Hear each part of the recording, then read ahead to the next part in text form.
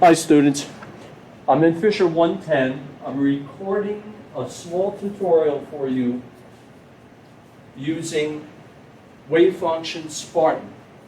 You know, that's your chemistry software. And I want to show you how you can determine and visualize the alpha and beta sheet secondary structures. Now there are three main motifs with polypeptides and proteins: alpha-helix, beta sheet, and turns. What I want to show you here is how to spot an alpha-helix in a backbone of a polypeptide or protein or a beta sheet. So important in bioinformatics. Wavefunction is very good for this. Okay, let me show you how to proceed. I've opened it up. I'm going to start new build. We're not going to use organic now, we're going to use peptide. Here are your 20 amino acids.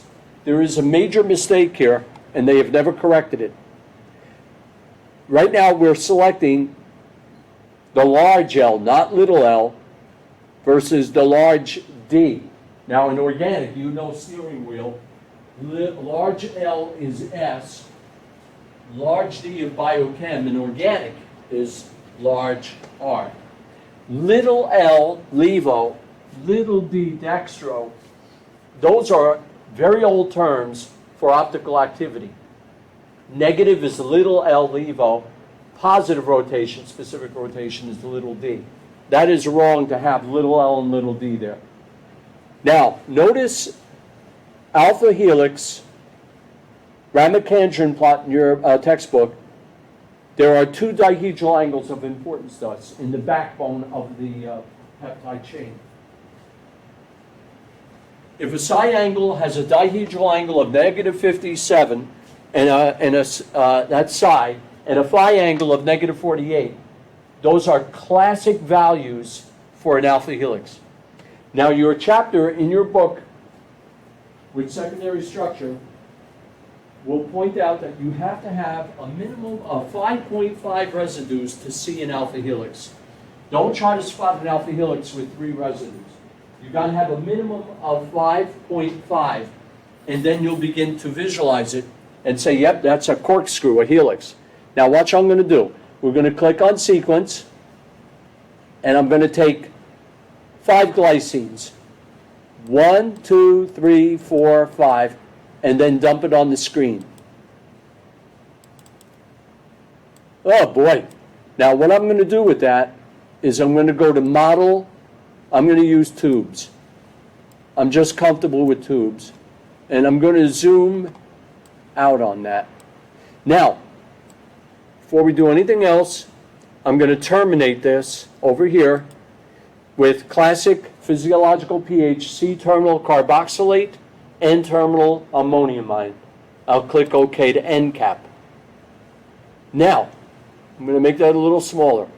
If you turn that, you will be able to see a classic alpha helix. If you turn this and sight right through it, that would be a classic alpha helix. If you turn it on its side, you can see that. There it is. You're looking right through it. And you can actually, if you turn it the right way, you can see a 6-pointed star, the Star of David for the Israelites. And that's a classic alpha helix. Okay, now where do we get these values of negative 57? Where do we get them from? So now I'm going to zoom in so I can look at that chain. All right, now over here, this in blue is an ammonium ion. That's your N-terminal, and it's protonated at physiological pH. Now, what I'm going to do, and this is running very slow, geometry, measure dihedral. And I'm going to click on a bond right here, and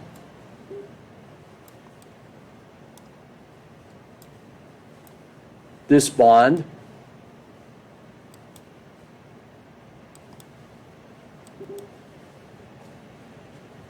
and that bond. All right. So I have, okay, I have to turn that again. I only have two.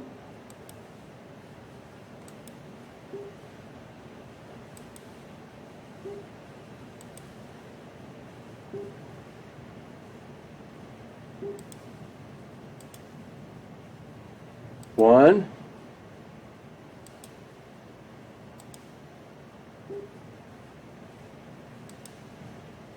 Two.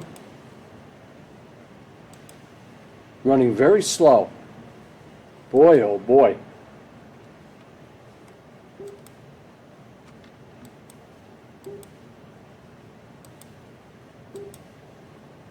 Huh.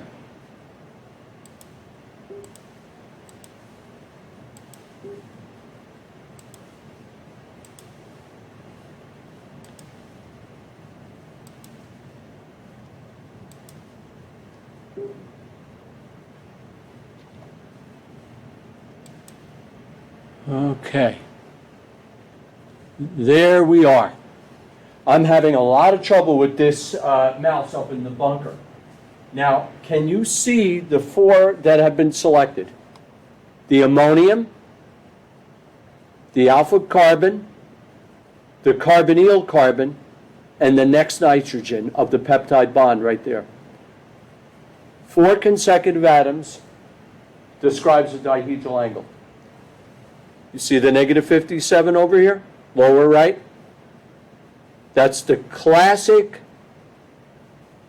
psi angle for an alpha helix. Now, what about the phi, -48? Okay, we'll try it again. Hopefully I can get this for you. Hopefully you have better luck in this calc room than I'm having. Let's measure a dihedral. And now I'm going to start with the carbonyl carbon, not the nitrogen. I'm going to click there and here.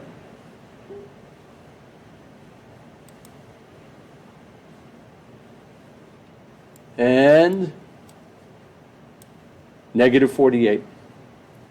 Do you see the 4? Carbonyl to carbonyl is your phi angle. Nitrogen to nitrogen psi angle. That's a classic alpha helix.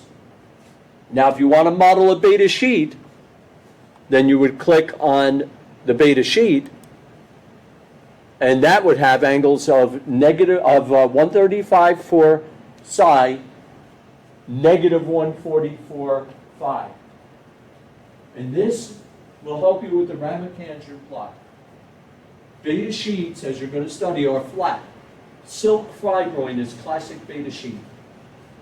Alpha helix beta sheet combinations will yield to tertiary structure of proteins. You also have loops, turns, but I want you to get down alpha helix and beta sheet, and the main thing is that you can visualize using this software. This is the best software, I think, for this. You can actually build a sequence of amino acids,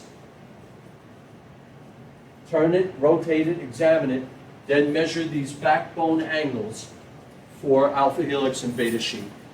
Now go to the calc room with your textbook, open up Spartan, Wavefunction, and begin to work with this. And this should really help you, because in bioinformatics, if a researcher sees a sequence of 6, 7 amino acids, they can tell if that is coding for an alpha helix or a beta sheet if they see those angles. This is very, very important. Okay, I hope it helps. Bye for now, guys.